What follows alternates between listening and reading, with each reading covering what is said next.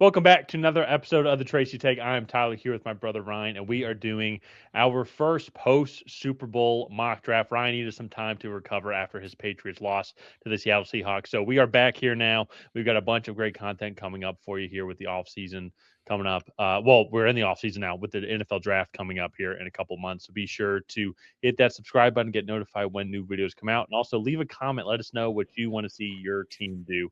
And Ryan, let's get into it here. Our traditional format, we will be rotating picks. You will be odds this time since your New England Patriots are picking 31st. And I'll even because my Falcons clearly lost the trade to the Los Angeles Rams. If you haven't been following the news, then you should look up what's been going on in the Falcons world lately. If you haven't followed the news, that's why you're laughing right now. So, Ryan, who are the Raiders taking first overall? Well, this is an easy one. I think Fernando Mendoza, they've already been selling Mendoza jerseys outside the stadium. I'm going to be in Vegas next week, and if there's a Mendoza like football jersey, like I will buy it. Yeah, I'm really excited. I went back and did a little bit more of an evaluation, and I'll save a lot of my bigger notes for when we do our quarterback rankings. But he's an elite processor of the game. I don't think he's the greatest athlete, but he can make any throw on the field. He's very good at uncovering what defenses are in, and I think you give him to Clint Kubiak, Tom Brady is a part of the Raiders organization now. I think he'll be successful at the NFL level. I don't know to what capacity just yet. But I think he has the mental makeup to be a cerebral quarterback in the NFL and win with his mind. And I think that is very worthy of being taken first overall. His greatest strength is going to be his cerebralness, and I think is going to be his ability to process game. I think it's going to get to a point in his career, like his ceiling is going to be that quarterback that I am kind of putting him up there with the Drew Breeses, Tom Brady's, Peyton Manning's. But like they were so great at reading defense, like they just knew what the defense was going to do, and he knew where he was throwing it before the play even started. And I think he is that smart to where I do think that that could be a ceiling for him. I will say one thing though too. I do think he is sneaky athletic enough, and one of the things in the touchdown that cemented his status in God status, I would say in college football, that touchdown run to go up 24-14. But he has really good vision actually while running the ball. And that was one thing too throughout the whole season, watching like all the IU games. When he was running and scrambling, he actually was like surprisingly patient with the ball and seeing like where his alleys were to run, and then took it when they were there. Another good one, if you want to see this, was he had a 3rd and 4 scramble against Alabama in the Rose Bowl where he was surrounded. But like all of his offensive linemen were there, and he slowly and patiently found a hole and then run. Not Kenneth Walker-esque, but for a QB who is a little awkward with the ball, was surprisingly good. So I think his pro comp is a more athletic Jared Goff. I think that's. Yeah, you want him to be the passer there, but then he is a better athlete, not to the likes of a Herbert or a Josh Allen, but probably somewhere in the middle. Yeah.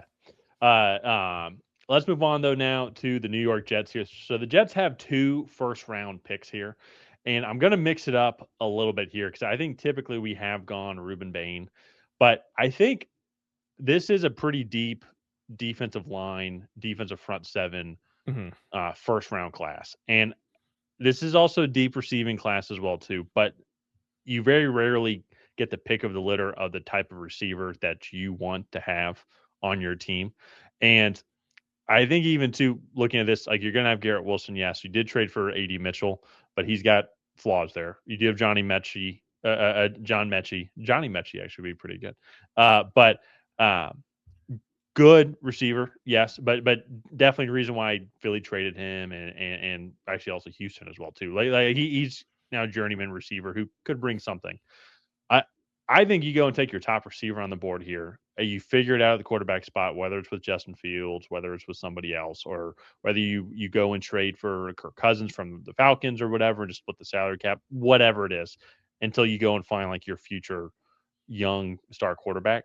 And it's going to be fun. We're also coming out this week and should be with this video as well too. It's going to be our top 10 receiver rankings. And to me, when watching it, Jordyn Tyson to me is still my receiver one here. I think he would do really well. Health is going to be a big issue. Not a big issue. It is going to be a big question. I will say that how healthy is he? Because I think if healthy, he has all the traits combined into the one of this entire receiving class. All these receivers here that's going to be taken the top 75, top 100 have cool traits in some aspect, but I think he is the more clear number one overall. Outside of one guy who I'll talk about a little bit later, but he has a bigger injury who I also really like as well too. But I'm going to go with Jordyn Tyson here, going to the Jets. Yeah, I mean, if he did not have the injury history, I think he would be no question the number one receiver taken, and I think that that's going to move him down a lot of people's rankings. But I think the talent, if he can stay healthy, is definitely there to be a number one wide receiver. And you pair him with Garrett Wilson, and I think that that's an elite wide receiver duo. So yeah, here with the Arizona Cardinals, I mean, so I've made a few different picks here. I picked a wide receiver to pair with Marvin Harrison Jr. and Michael Wilson. I have gone edge rusher as well, but I think I'm going to go probably the consensus route. And I'm just going to take the best right tackle available. The right tackle is going to be a free agent this year, Jonah Williams. And I think just going and getting Francis Maui-Noa, you can plug him in at right tackle. Paris Johnson will be the left tackle. And then if it doesn't work out for Maui-Noa for whatever reason at tackle, I think, and we had this conversation with Will Campbell, but I think Maui-Noa, and he's played with tight ends and a jumbo tight end outside of him already at Miami. They've run that 6-0 lineman package. He run blocks like a guard already. And I think some of his movements are already guard-like. So if he doesn't work out at right tackle, which I think he will, I think you can easily kick him into guard and he would be successful there as well. But they need to improve that offensive line tremendously. And I think you get the best one in the class here with Francis Maui-Noa at number 3. Yeah, I can see that. Yeah, and especially too with the new head coach coming in as well too. Like I think it's a safe pick as well too. Another one as well. What's the quarterback situation going to be like? And if you decide to kind of punt on that, trade Kyler Murray, and then like just go with Jacoby Brissett again for another year, and while you're trying to figure it out, at least you're then still building the foundation as well too around that team. So here with Tennessee, they also have a new head coach in Robert Saleh, and I think it's probably a dream start for him, as he's going to have his pick of the litter between Rueben Bain, Arvell Reese, David Bailey, and Caleb Downs. Which one does he want to go with? All great players in and of itself. I think for me, you got to go with Rueben Bain here. Yeah, I think it's Arvell Reese. I'm sure. Well, I'll talk about Arvell Reese whenever he does get picked more. But Rueben Bain, though, I think the best edge rusher in this class by far. I think he's got a great blend of power and speed to go along with that. I think Robert Saleh is going to really be able to use him well, especially too if you look at that defensive front. Like, say what you want about Tennessee last year. I mean, they did technically improve from the year prior. They're picking fourth now, not first. But this defensive front seven has always been really good. yeah. I think he's going to come in and fit in there nicely as well at anywhere on the defensive line. And so he is big enough to where like he is definitely not going to be this modern day edge rusher.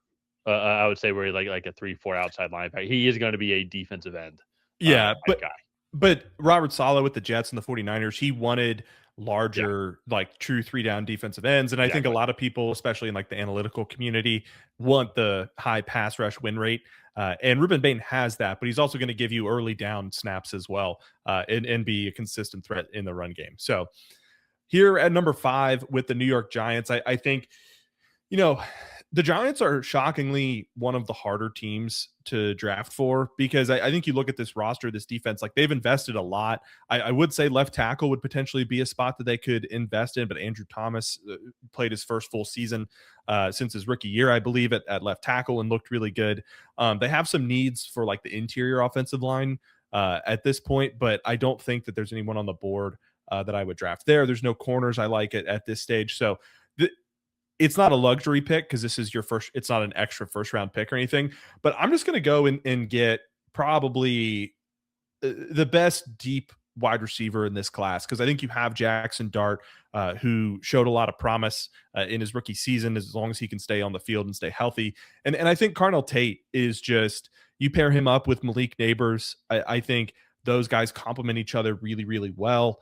That would make this offense, pretty much elite at the wide receiver position, especially if they can bring back Wan'Dale Robinson to have him in the slot. I think that's a really good three-headed monster. And then you have Theo Johnson at tight end. Cam Scadaboo's going to come back. Tyrone Tracy, a friend of the show, as well, going to be in the backfield. You have your left tackle. I think you can find some good value on that interior offensive line later. That defense was looking decent. So overall, I think Carnell Tate is probably the pick that makes the Giants the best coming out of this top 5 here. Well, and I also think too, just real quick, Carnell Tate it's something I've always thought about with some of these guys who have been primarily like number 2s like during their college career. And Carnell Tate, I think is going to a great spot where like Malik Neighbors, no matter what Carnell Tate does, Malik Neighbors is going to be the number 1. We'll have to see how he bounces back from his ACL injury, but I feel like he's going to come back just as great as he was prior to the injury, especially now with modern medicine.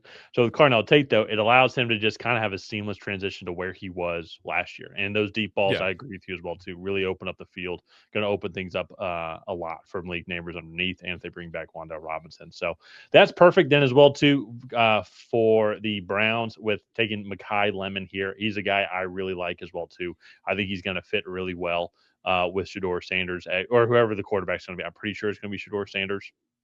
But I think also as well, too, that's going to be something that they are really going to need because they have Jerry Jeudy, who's fine.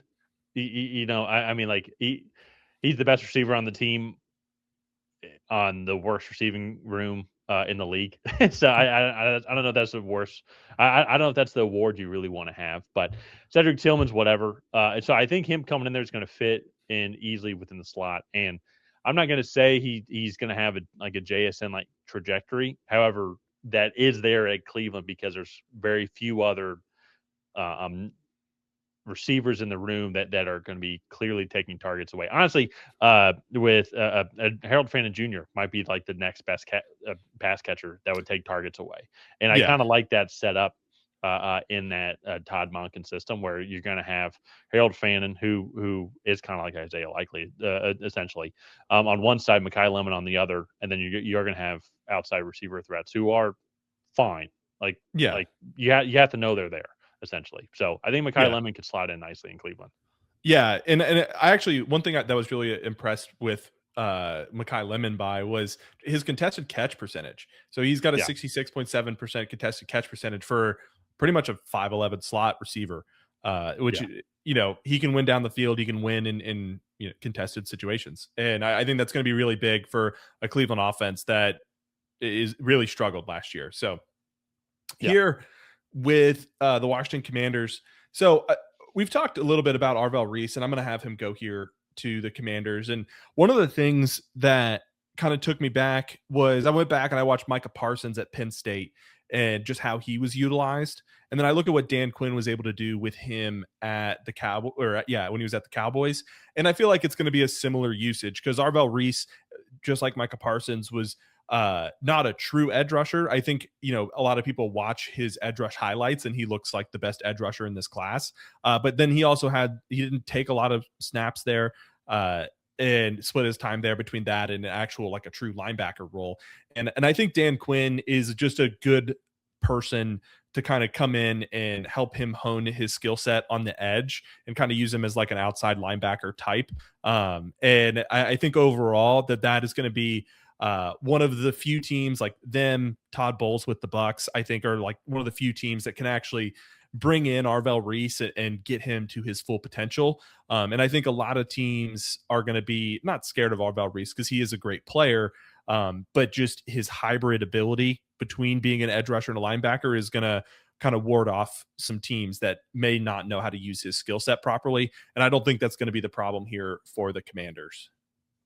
Yeah, no, and that's, I think a guy like Dan Quinn will be able to utilize his talents to the best. And it's nothing against Arvell Reese. It's when trying to mock him. That's where it's tough because you're trying to like even like with Mekhi Lemon or then with Carnell Tate, like there's a clear skill set and then also the fit seems to go well with Arvell Reese. I mean, I think everybody would want a guy like Arvell Reese on their team, but then there are still deficiencies in like linebacker pass zone Yeah. coverages as well too. Right. But he's also just freakishly athletic and he's a huge Yeah. guy. So is he going to be? He's probably going to use him more, kind of like how the Falcons use Jalen Walker, where it's like you come in or like on if we think it's a pass play, like you're guarding the running back, like it's a man, like you're or you're going to Yeah. get a QB spy, for example. So that's where it's going to be unique, I think, to see where they end up going here. So for me here now, going over to the New Orleans Saints here. So the three top receivers are off the board, and there's plenty of great receivers. I think that in their next pick in the second round is someone that they will be plenty happy with, because these top three guys to me I think are clearly separated from the next honestly 7 to 10 guys. I think there's a good tier two of guys. I think that could all be kind of well, obviously within their own tier. But here, though, I think for the Saints, then interior offensive line is an area. But to me, though, I do think it's going to be the defensive line. You do have Trace Young there. That's great. Cameron Jordan is getting up there in age as well, too. So it's going to be, I think, what type of edge rusher do they want to go and have? And I know Cameron Jordan is so big, but a guy like David Bailey, though, with that speed, I think is going to be something that, especially to the way that division is tearing out as well too, where you got a quick shifty quarterback in Bryce Young, a quick shifty quarterback in Kirk Cousins. No, I'm just joking. But whatever's going on with Atlanta quarterback wise, but you're still going to have Bijan Robinson as well too, and then as well within Tampa Bay, going to have a really fast, potent offense. And so I think getting a little bit quicker and lighter is going to fit that division a little bit more. And Cameron Jordan is also just a stud as well too, but yeah, I think it's going to depend on the type of defense that Brandon Staley is going to want to continue to keep on running. Now, if I say that, if he's want to switch him more to a 4-3, absolutely could go with like a Peter Falk or not sorry, a Keldrick Falk. Keldrick Falk, or maybe even Peter Woods as well too. So, yeah, if you could combine Peter Woods and Keldrick Falk into a Peter Falk, that would be a hell of a player. Yeah. Well, and another thing too as well, it's like and maybe Keldrick Falk is the pick here if you just want to get a Cam Jordan replacement. Yeah. Go get. I mean, he's about the same size, if not maybe a little bit bigger. So that's where it's going to be the pick the poison. It's just do you want to take Keldrick Falk at number 8? Yeah. Yeah. No, I think Keldrick Falk is an interesting one because, you know, he's only 20 years old. He's a bit of a tweener at 285 pounds. But, you know, he's shown elite athleticism for that size on tape. It's similar to Arvell Reese, and I think a specific scheme fit is going to be required for Keldrick Falk. And I think only a few teams have that, unless you just want to run a jumbo edge rusher.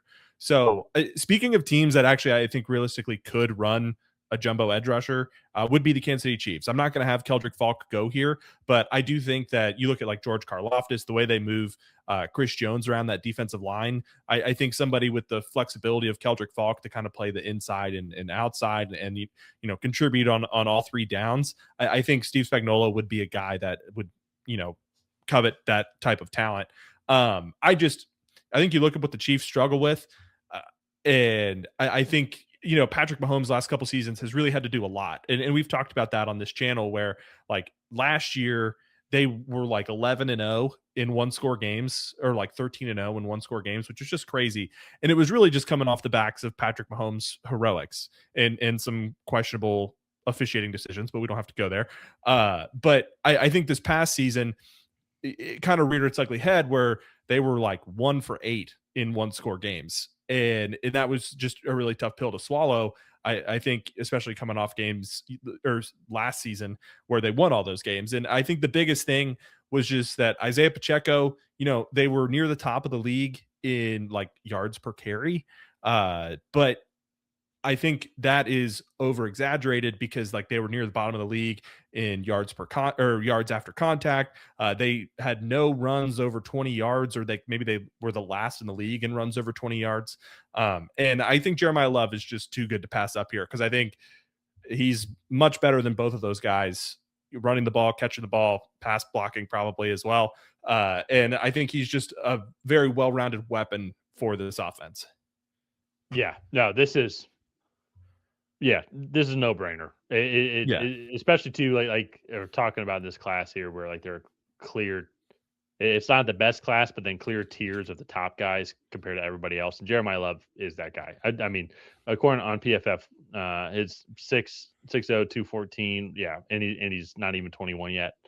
So you're Yeah. taking Jeremiah Love there. So, and similar here with Cincinnati Bengals, you're going Caleb Downs. Yeah. I don't care that you've invested draft picks defensively. It hasn't made a damn difference at all about the secondary's performance and the defense performance as a whole there in Cincinnati. And so I think you go get Caleb Downs in there, and he can't be that center field guy. Like, well, he's such. I mean, he's probably the best prospect in this class. I mean, there's some Yeah. really good guys, but he's just a safety.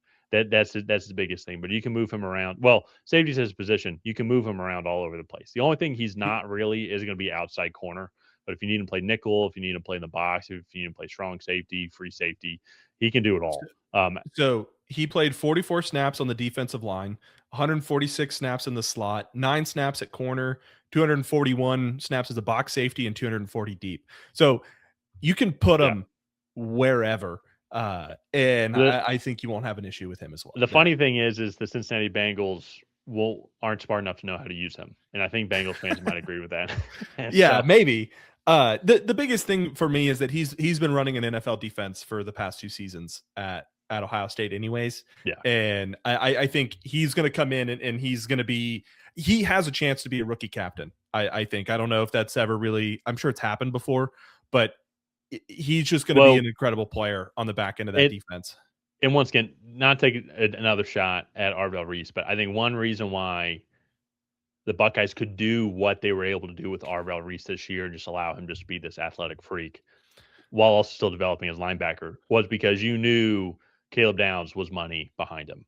And so you can go and play that as well, too. And there's another guy that we're going to talk about here in a second that also was great for that Ohio State defense. So, Caleb Downs coming off the board. Yeah. And then here with 11 with the Miami Dolphins, I mean, I think the biggest need is probably a new quarterback in Miami. I don't, with Tua's contract situation, maybe they get out of it by doing like a swap with Miami and then just eating, or a swap with Arizona and then just eating some of the money on either of the contracts. But I think it's going to be interesting to kind of see what the Dolphins end up doing here. And I think the biggest need outside of quarterback is cornerback. And you got 2 right here, Jermod McCoy, Mansour Delane. I'm going to go with Mansour Delane because he's, he had a good season 3 years ago at Virginia Tech. 2 years ago, he took a little bit of a step back. And then this year, he absolutely killed it at LSU.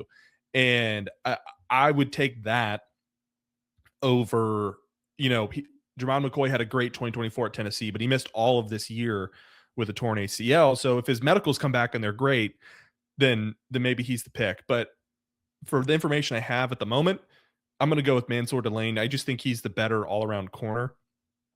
And I like, you can't really go wrong, in my opinion, with either of these guys. Yeah. No. I do agree with you there. And we'll have to see how Ty Simpson tests out. This could be a clear Ty Simpson spot as well, too. And we're starting to get up to a couple of clear Ty Simpson spots. Clear Ty Simpson spots if he tests well and if there's good general consensus around him.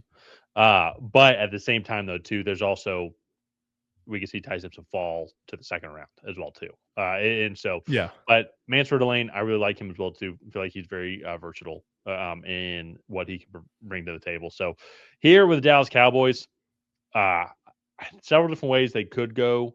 I do think all those ways are going to be defensively that here in this first round, especially with the way the board has been put together. Caleb Downs would be great here as well, too, just to help out with that secondary.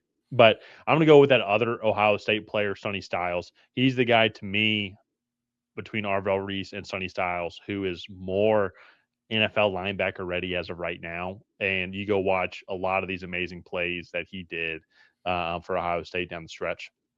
He was a guy that was constantly in position as well, too. Not as athletic of a freak as Arvell Reese. Nobody is. But if there's a guy who is NFL ready right now to play that linebacker spot, it's going to be Sonny Styles. And I think that's really what Dallas Cowboys need. Kenneth Murray's a free agent. Jack Sanborn's also a free agent as well, too. So I think you still take him And then if there's some development or just need to get used to the NFL speed and the vision and understanding the play calling maybe a little bit, I do think that's going to be someone that is going to come in, and I wouldn't be surprised by the second half of his rookie season he's getting a lot more playing time. Yeah. No, he's a phenomenal linebacker. I mean, he came into college as a safety and then kind of filled out his frame and ended up taking the step up in levels to that second level of the defense. And I think you can really see it in his coverage reps. He brings the physicality downhill when he diagnoses the run. And so like I mean, I think that's a stud linebacker right there. And yeah, again, these Ohio State guys, they've been running an NFL style defense for the last couple of years. Very, very good players. So here with the Rams, I think Jermod McCoy would be a good fit here. I'm not going to go that route just because, again, I think the injuries, he's going to fall a little bit. I'm going to go with Spencer Fanu because Rob Havenstein is a free agent. He's also like in his mid 30s at this point. And I think that he, I have him in like close to the top 10 on my big board. And I think this is a total luxury pick for them, but go and solidify that right tackle spot. You got Alaric Jackson and some of the interior spots solidified. And I think that that's just, you got one or two more rides here with Matt Stafford. Let's keep him upright and, clean as much as possible by investing in this offensive line with what is a luxury pick from your Atlanta Falcons. Yep, you're absolutely welcome here. And so, yeah, I can absolutely see that makes sense, especially too whenever there is post Matt Stafford. Like you're hoping Spencer Fanu has a good 10-year career, and Matt Stafford's not going to be there for 10 years. So, lot of different ways that they can go from there. Here with the Baltimore Ravens, they have another one of those with a new head coach in Jesse Minter. So it's going to be interesting to see kind of which direction that they want to end up going here. I find it interesting on just which direct, like a lot of different ways I think that they could end up going here. Receiver is a need for them. I do think that like guys like Tez Walker, Rashad Bateman are not going to be like long-term solutions. I think the Zay Flowers absolutely is, but only issue with him is he is there's only so much he can do on the field, and they need a big physical X receiver here. I say all that though. I don't know Denzel Boston. I think there's several other Denzel Bostons you can go and get later on in the draft. I don't know if he's good enough or going to provide as much value here in this round as much as somebody that if they address this defensive line here as well. So to me, I think going to get a Peter Woods here, especially with all the free agency spots that they have there in that front seven. I think going to get Peter Woods, Matabuke is going to be coming back from injury as well here too. I think you go and keep on developing a guy like Peter Woods, and you could have once again that formidable defensive front line that we're all used to seeing with the Baltimore Ravens. So several different ways that they could end up going here. This is the spot to me whenever we've done these mock drafts where it's a major butterfly effect. It's like a lot of the guys here in 12 and up are kind of all the same guys as what order they want to come in. But this is then I think that second phase of the draft second phase of the draft where it's like anybody could go here at 14. Yeah, no, I agree. I think, we've hit the point where I've done some deep dives into this draft class and there's not a huge drop off in my opinion from like 12, 13 to like up into maybe like 35, 40, maybe even the top 50. And I think we could really see some mix-ups there going forward. But I'm going to keep this one fairly chalk. I do think Cassius Howell. I was listening to somebody last year when we were talking about like Shamar Stewart and Nick Scorton, and they made a comment about how like these two guys are probably going to get drafted in the first round. One of them did. One of them was a top 50. The other one was a top 50 pick. But they were like, these two guys aren't even the best pass rusher on this team. Cassius Howell is the best pass rusher on Texas A&M in 2024. And then I think you go look, there are some concerns. Like he only had 9 sacks this year, and 3 of them came against Utah. And then he had 2 in the first 15 minutes against LSU. So that's over half his sack production right there. But he just is coming off the edge, so much speed, such a great presence and pass rush plan. And now he does have the shorter arms, but I think in the Todd Bowles system, he'll be more of an outside linebacker. And I think he'll be able to utilize his athleticism to, get around tackles and be a little bit more potent from that position rather than like a true 4-down defensive end like he has been in college. So yeah. No, I it's gonna be very interesting to see how guys like David Bailey and Cassius Howell pan out. I do think like they have to go to a more 3-4 type system, be a more yeah, outside linebacker esque. But that all being said, though, too, it's in we're in a new age of college football, though, where then it's I feel like within the past couple of years we've started to see this, but the reason why a team like the Tennessee Titans with Derrick Henry had so much success is because they were one of the few like heavy run first like power run teams, and yeah, now because so much speed was going on the outside. So now teams are going after guys like that. But then I think how you counter that though is going to be more like run heavy power run teams. And so I'm curious how Cassius Howell, David Bailey, great pass rushers in and of themselves, but then can they keep up that great run defense that they were also able to provide? So just because you're going to be going up against just bigger human beings in the NFL. yeah. So now with the New York Jets halfway through this first round here, they went with Jordyn Tyson, the receiver, with their first overall pick here. I think then this is where they could go defensive line, but I think also too this being that luxury pick that what you were talking about, they did trade away Sauce Gardner as well too now with this pick. So I think it would only make sense then if you would go after a Jermon McCoy here as well. I do think Peter Woods would be a great guy help out with that interior. They have a lot of free agency guys, and also I think just room for improvement. But with him off the board, that's the main guy I think I would want here. So I think Jermon McCoy are some question marks, but if they do hit here like Jordyn Tyson, Jermon McCoy, I think are studs. And I think this would be a successful draft class already. At worst, B minus, unless like if they just absolutely do horrible in the later rounds. But even this right here, just again these two guys, I think this makes both sides of the ball that much better. Yeah. No, I agree. And it's interesting because you trade Sauce Gardner to draft a Jermon McCoy, but you're saving a lot of money in that as well because they just extended him too.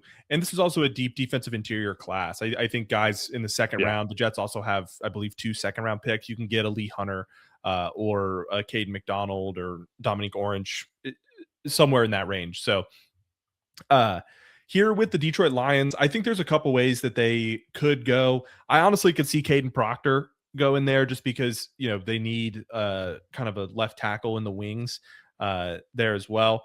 But I think ultimately they'll wait and maybe draft a guy like Demetrius Crownover or somebody later. I'm going to go with Akeem Mesidor. I could go TJ Parker. I have these guys very similarly rated. I just think Dan Campbell and that defense, they're going to want somebody that's going to be a little bit more active on early downs. And I think Akeem Mesidor, he comes in, he's an older prospect. He's 25 already.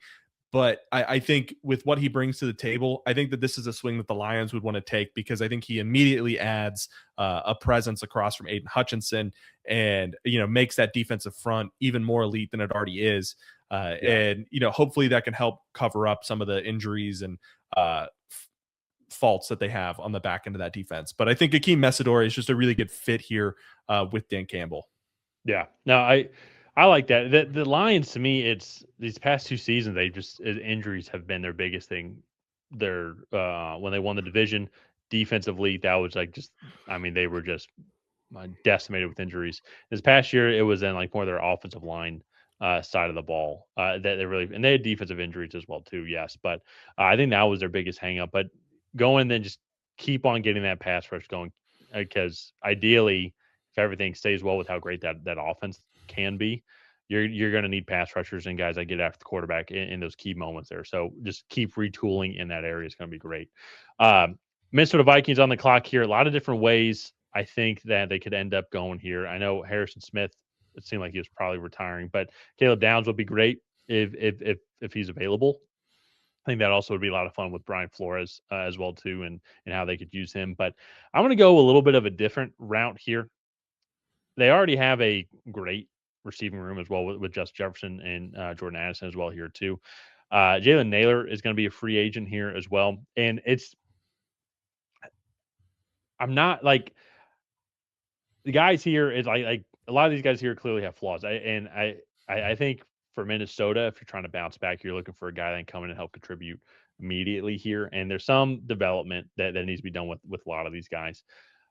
Well, with all these guys still. To me, though, I think a guy, and this would be kind of fun to see, but I'm going to go with Casey Concepcion here, filling that slot role. You already have an amazing receiving room with Justin Jefferson, Jordan Addison. JJ McCarthy, I do think, is only going to keep on getting, like, improving, getting better.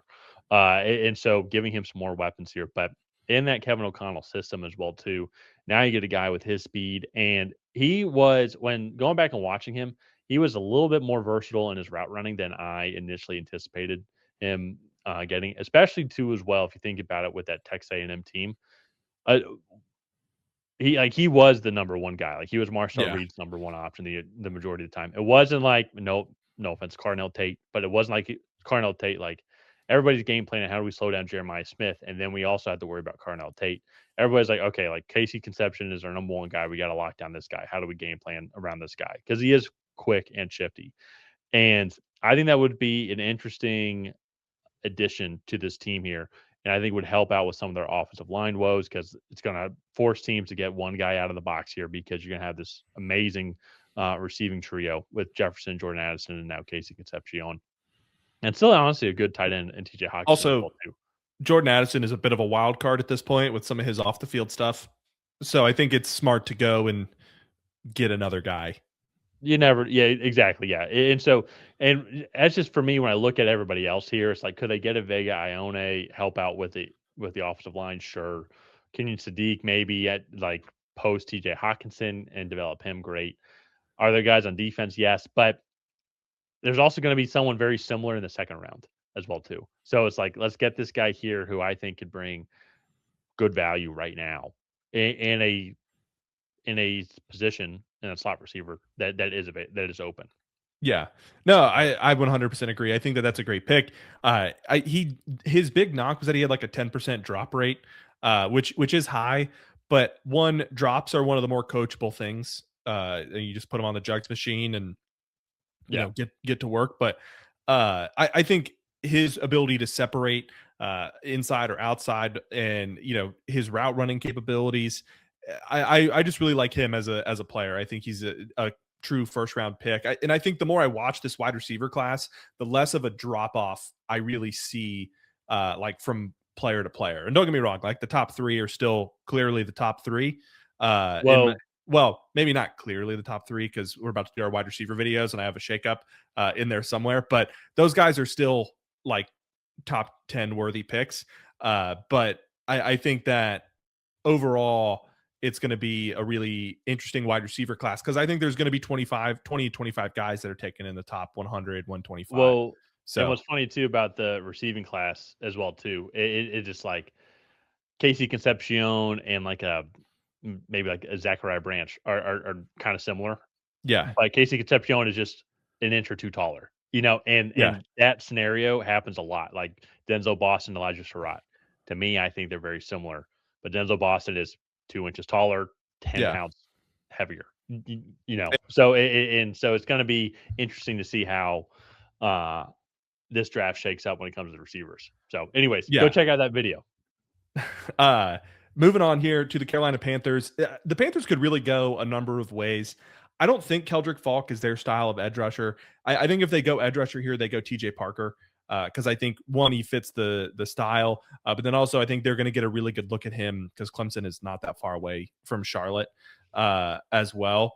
So I think I'm going to go that route. I think they need edge rusher. They invested in Uman Mielen and Scorton in last year's draft, but it was still a need. And I think TJ Parker, there were some stories circulating around the Senior Bowl that he was having like some, I say off the field issues, not in like a bad way, but like he was mentally struggling to prepare and for games because he was having like I don't know if it was a family issue or something. But from what I heard was that it'll actually help him at the combine as he goes through the interviews and things to boost his draft stock a little bit. And so I think he goes, people were saying he sneaks into the back of the first round. I think he goes here in like the early second half of the first round. So you watch him on tape, he's a really good player, a 3-down edge rusher. And, his speed to power was very evident at the Senior Bowl as well. And he just absolutely was running through some of the tackles. So, yeah. Yeah, I think another sneaky spot here for Carolina might be someone like Kenyon Sadiq, just helping out in that tight end spot. They have several other different tight ends, but they're all, some of them are like the traditional kind of like, I'm going to get you 200 yards a season type tight end, but like good run blocking. And then you got Jatavian Sanders, who's more that receiving tight end, but he's like very skinny and light and just hasn't really developed nearly as much. I think so. Sadiq, I think, could be interesting there. So back on the clock though, the Dallas Cowboys. They went with Sonny Styles with their first pick in the first round at 12th overall. So CJ Allen is not going to be somebody that they're going to go end up with there. And so I think, honestly, offensively within this first round, I think they're fine. I mean, even if they franchise tag George Pickens, which I think would make sense. I mean, they maybe, if they wanted to address the slot position a little bit more, but Ryan Flournoy picked up, especially too. He took some advantages of his opportunities there with some of the injuries that were going on with CeeDee Lamb later on that year. So to me, it's going to be defensively still, I think, on the board, no matter what. I know they traded for Quinnen Williams. They still have him there. And then they do run that 4-3 type system. And yeah, well, our lads are saying 4-3. I don't know if that's entirely what they end up running. I think that's what the it is. I did. Yeah. I think it is. A lot of different ways they can end up going here. You know what? I am going to do this though. They do need corner, and I'm going to go with. Yeah, I'm going to go with Avion Terrell. I think you go Avion Terrell there. You have Deron Bland. You obviously you have Siobhan Ravel there as well too. But I still think it's still a young enough receiving room, a cornerback room where there's going to be opportunities. I think for guys to step up and take it there. I don't know if that's really the best pick, but it's as well too. It's going to be whichever guy is going to fit their system more, and as well too with a lot of corners that that they don't pan out, they can move. It's easier for them to move to safety than vice versa. Yeah, and I think he's versatile. He can be an outside corner. He can also play in the slot a little bit as well. But after releasing Trayvon Diggs, granted, like one of the most inconsistent players that I can remember. Like literally on back-to-back reps against the Patriots a couple years ago. Actually, I think it was like 4 years ago. He had a pick six, and then the next offensive play, he gave up a 75-yard touchdown. And so just the roller coaster with him. I think Avion Terrell is going to come in. He's going to be consistent, and you can kind of move him around the field there as well. So I like the fit there. Back-to-back Clemson guys. I also think, and rest in peace, I think Keldrick Falk is a similar body type to Marshawn Kneeland, who the Cowboys unfortunately lost during the season. I think that could be a role that Keldrick Falk could play as well. So I think that was between a key spot. I was heavily thinking Keldrick Falk as well too. Yeah. But here with the Steelers, I think at this point it's just too good a value. And I look at, the Steelers, while they do have a new head coach, I think Ty Simpson, while they do have a new head coach, this front office is still the same. They drafted Kenny Pickett 20th overall. I think Ty Simpson, this is one thing. The way teams gauge quarterbacks is confusing to me because I think you watch the last 15 games from Ty Simpson this season, and then you go watch the last 15 games from I don't even know. No quarterbacks last year, but I think he would have fallen somewhere in the Michael Penix to Bo Nix range when he was healthy this past season, just with how good he actually played at Alabama. He just didn't do it for multiple seasons because he only had the one season as a starter. And I think he does have enough talent to be drafted in the first round. And overall, I think it's a move that the Steelers would probably want to make, considering the fact that even if Aaron Rodgers comes back, he's going to be 42, 43. So I think that's going to be a move that they make there. for the future of the organization, especially as Mike McCarthy, you know, kind of starts to build his own culture and things there. So Yeah, especially too, just to Ty Simpson, when to be quarterback, knowing coming into the game that my running game, my offensive line is going to give me maybe 1.5 yards per carry. yeah, I think that's a lot, and knowing that defenses are going to be, defense are going to be dropping back 7.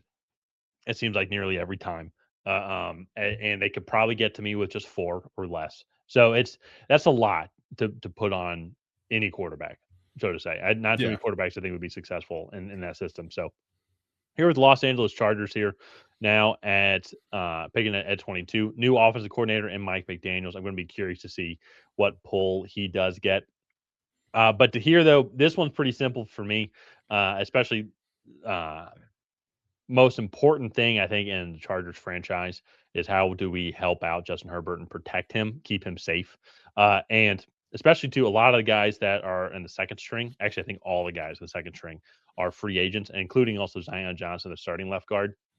So to me, this is a clear Vega Ione spot right here. They could maybe go Caden Proctor as well too, but Proctor to me, well, he's definitely going to kick in the guard. But I want to see how he tests and everything. He potentially could slide his way up into the first round for me. But Vega Ione to me is, I think, going to be one. He already played left guard, and he's playing left guard yeah. this entire year. Tested really well, great pass blocking grade as well too. So I think he's going to be the more clear option, and I think they're running up to the stage if he is available. Yeah, for Vega Yawane, I think like he's the clear best left guard in this class. I give a few other guys like Emmanuel Pregnon, Keelan Rutledge, Yeah, that are true guards that I think could like sneak their way into the top 50. But he is just such a good player. And then they need offensive line help so bad. I do think, real quick, I think Caden Proctor might stick a tackle. To me, I view him more as a right tackle than a left tackle, just because of he's so massive. yeah. But we'll see. That's a conversation for a different video. Evan Neal comp incoming. Maybe he has better hip flexibility Yeah, than Evan Neal does, but I'm yeah. also not a huge fan of tall guards. So True. That might be the most insulting thing you could say to an Alabama offense tackle coming to the draft. yeah, he reminds me of Evan Neal. Here with the Eagles, I think I'm going to go with Kenyon Sadiq here for the Eagles. Dallas Goedert is a free agent. I think you pair him up with Grant Calcaterra.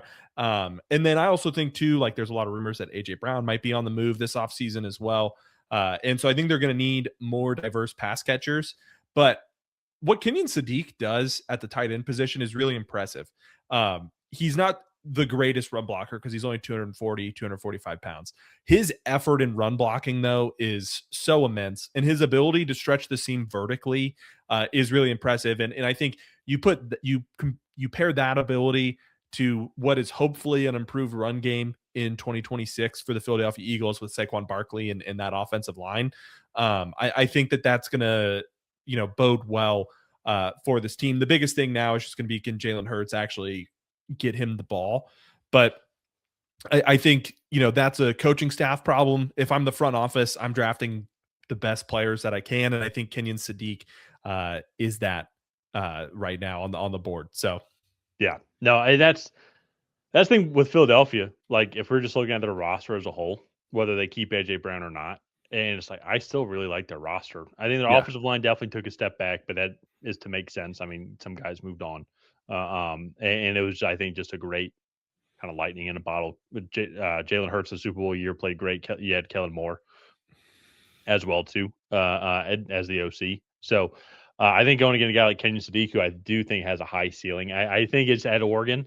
It's just a lot of weapons that were out there, and I think Dante Moore still has a little bit more improving as well too. And so I think that would be a great fit. So here with the 24th overall pick, the Browns are now back on the board. I'm just not realizing all the teams that have uh, multiple first round picks. Oh no, you have the Rams. Never mind. I have 3 of the 4 yeah, because I'm going through and I'm picking this, which has made it that much more fun. But they went receiver with Mekhi Lemon at number 6. So here at 24, their entire starting offensive line, according to our lads, are free agents. Cam Robinson is their starting left tackle, and to me, It's funny. We were just talking about left tackle. I'm not going to go with Caden Proctor, though. I'm just not the biggest fan of him. But Monroe Freeling, I think, could be a guy that could come in and they're going to need something out of somebody in that offensive line in Cleveland. They are dealing with a lot of injuries, so need to see who's healthy and whatnot. But I'm going to go with Monroe Freeling here out of Georgia, 6'7", 315, athletic. And I think he could be a guy that could potentially even keep on moving up draft boards. Yeah, I think when it's all said and done, I think there's a chance Monroe Freeling is the second or third tackle. Well, I guess he probably is the second or third tackle. He's the third tackle because Fanu and Maui Noah went, but he's just so athletic, and I think he could go in the top 20 really with his skill set. Just watching him now, and I do want to see him test more, and then also just kind of see these guys side by side. He could have an Ahmad Membu, I think, type rise Yeah, potentially, where yeah, like he's going up there in the top 10. yeah. No, I 100% agree with that, especially that left tackle spot, Yeah, which is very highly coveted. So here with the Bears, Dennis Allen, I think this is the floor for Keldrick Falk's draft stock. I think you look at what Dennis Allen likes in his edge rushers. He loves big physical guys that are going to play all three downs. And then if they have some pass rush ability on third down, then that's just a bonus, which Keldrick Falk definitely does.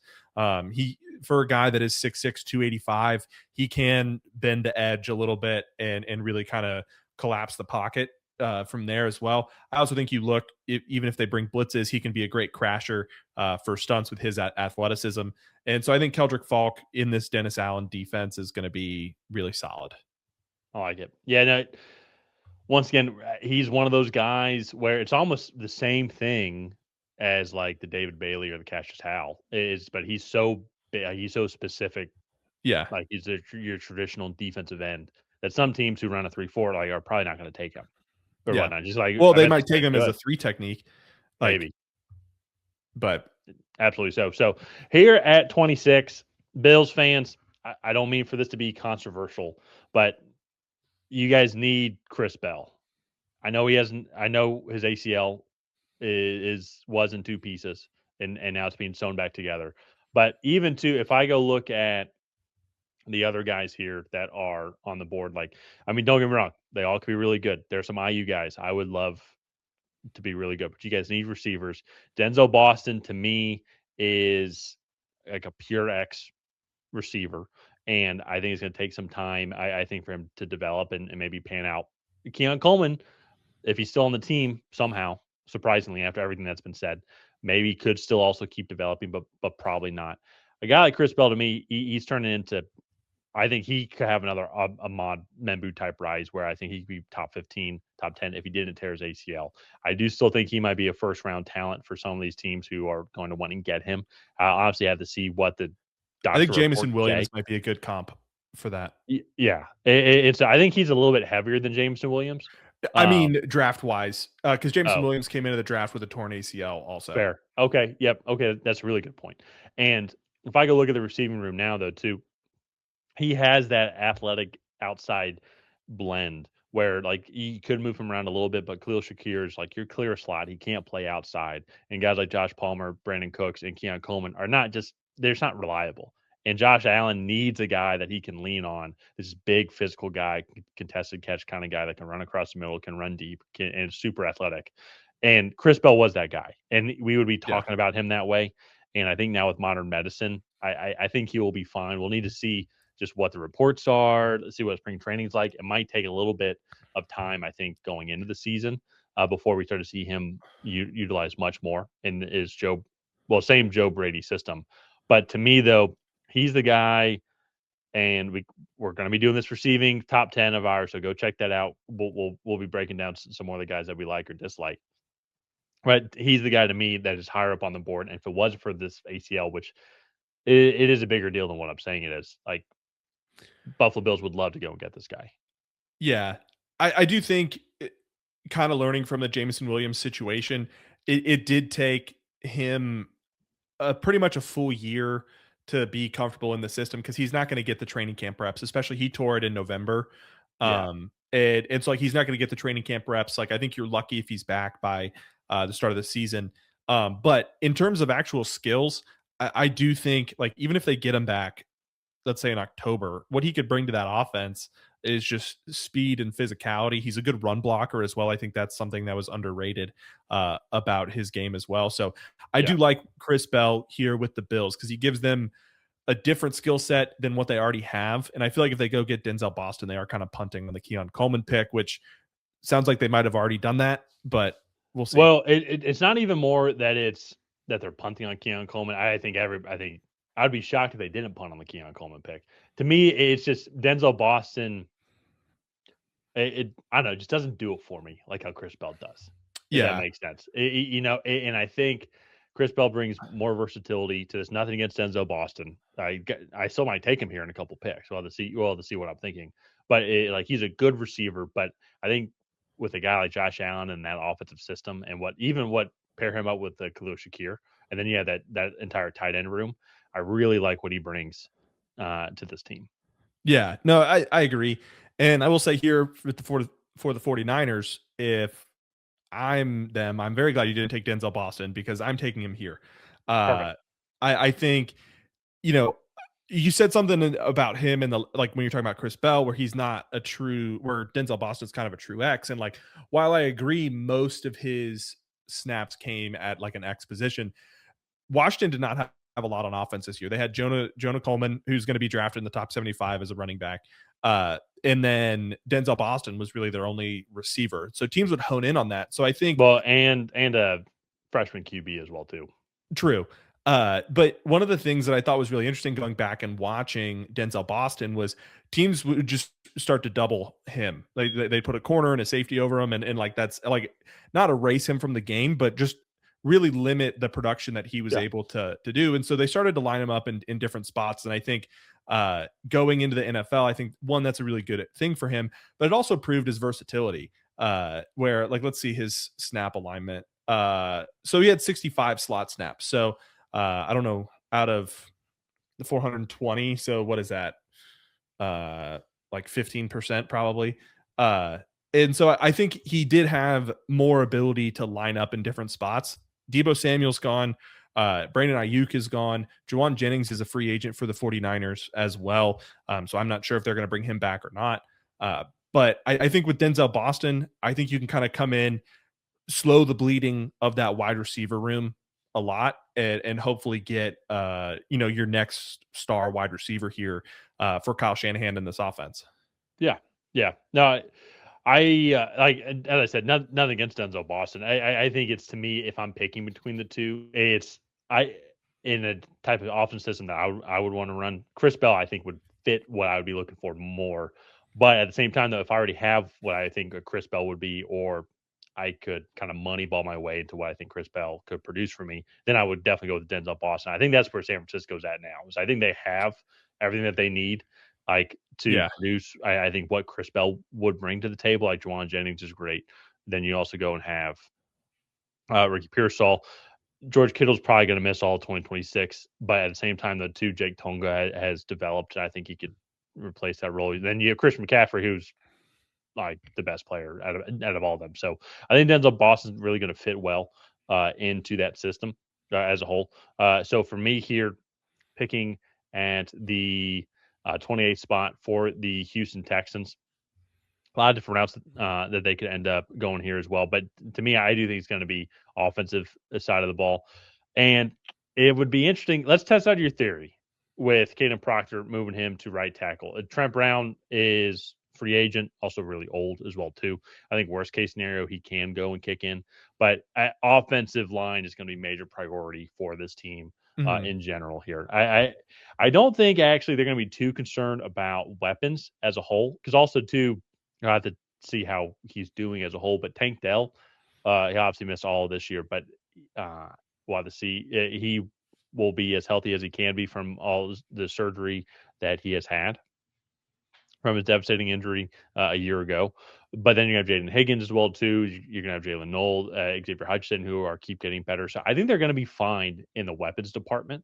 Yeah. And even too as well now in the running back room, like what they have going there. So offensively, it's going to be all offensive line. It may be tight end if you want to get tricky because it's a Yeah. good tight end class. But defensively, there's some guys I think they want to re-sign But there's nothing that really sticks out to me immediately. That is, I mean, I would rather address this offensive line than take a shot at Caleb Banks and improving like on Yeah, the D tackles. I'd rather bring back Sheldon Rankins and Tim Settle and then try my hand at Caden Proctor. you could go Lee Hunter. I think there's another one that you could try, but I Maybe. agree. I think worst case scenario, you kick him into left guard, then you just have a massive left side of your offensive line. Yeah. Which even I don't like tall guards. I still think kicking Caden Proctor into left guard would be a massive improvement Yeah. for that offensive line. So here with the Rams, they did take Spencer Fanu earlier in the first round.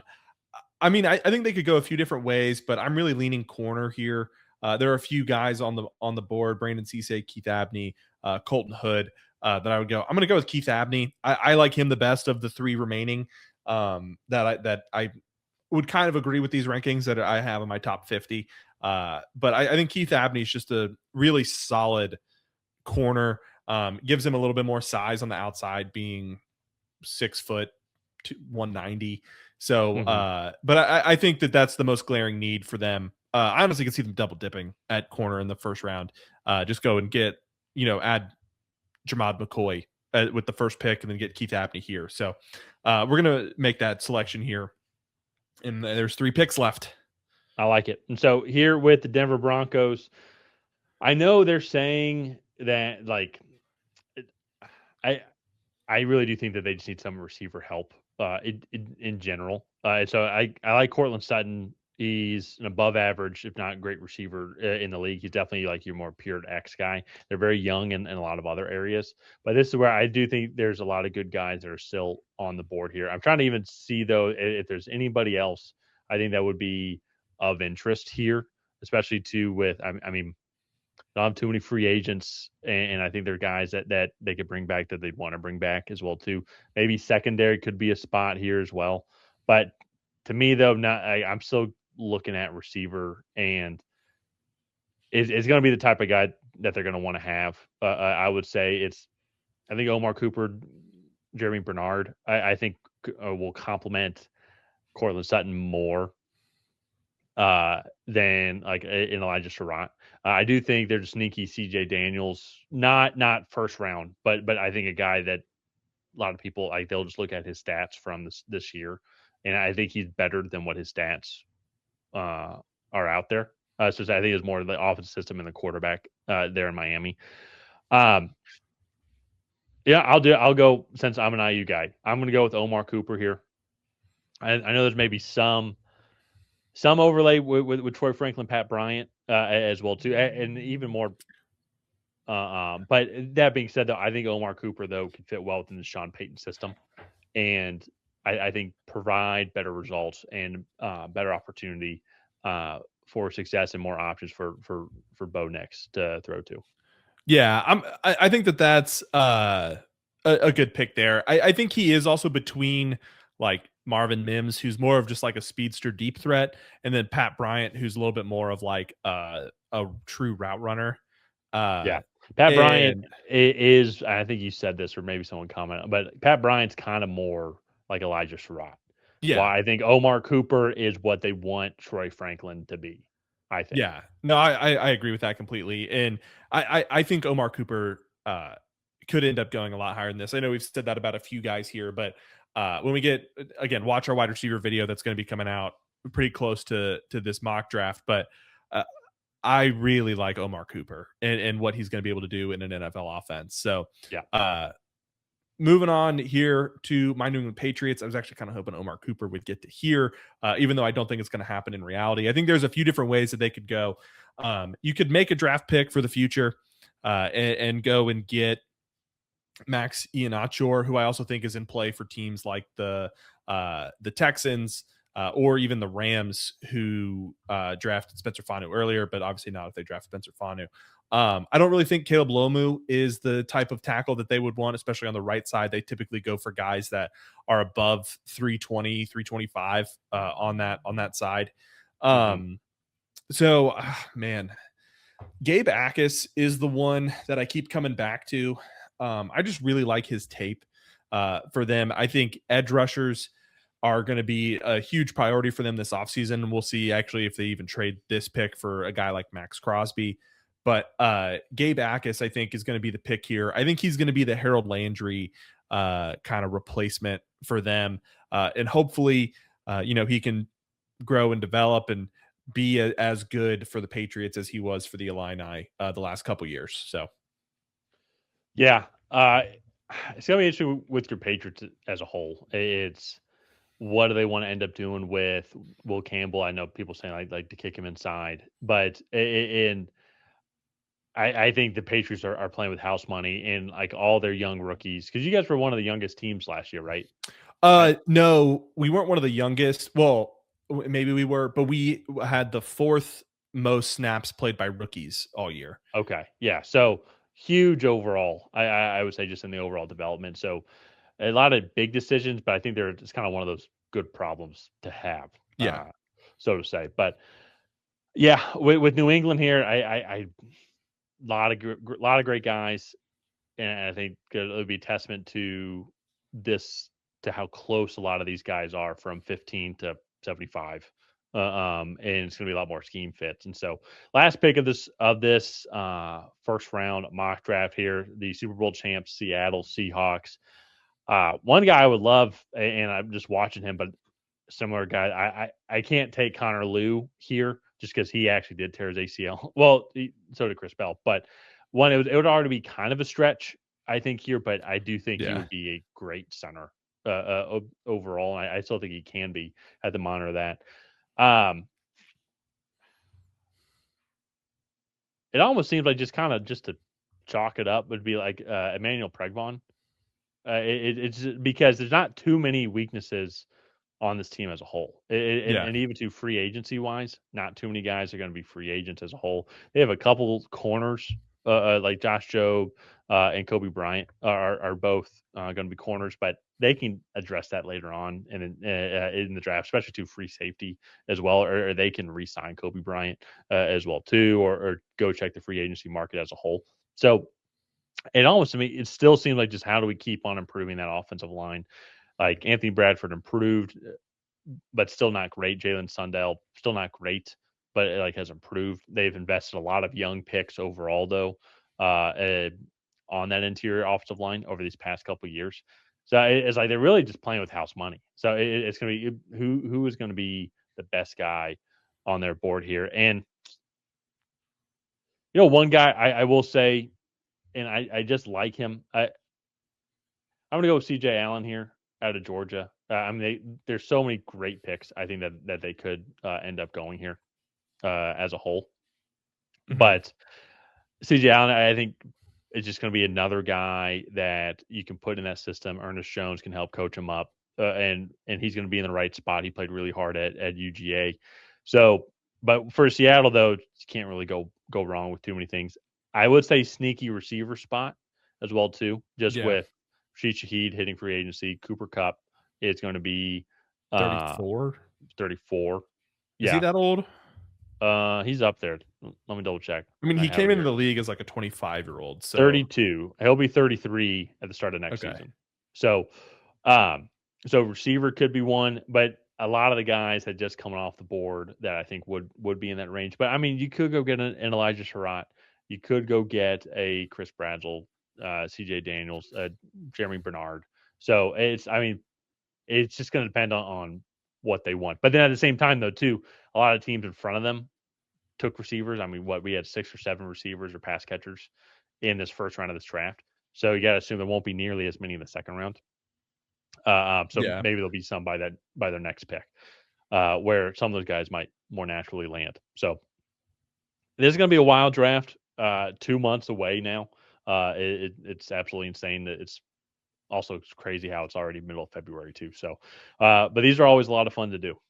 Yeah, no, I think every time it's similar names, but every now and then I think we mix in some new names that I think we can, really talk about as true first round picks. And I'm excited to get further into this draft process and kind of go through our top 10s and really start to break down each position group and go from there and see how this draft process develops, because the combine is a week and a half away.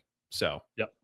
But Yep. with that said, let's go ahead. Let's wrap up this video here. If you guys have not already, please go ahead and like and subscribe. That is the best way to help out the channel. While you're down there, let us know what you thought of this mock draft. Did you love it? Did you hate it? What would you have done differently? Other than that, we'll see you guys next time.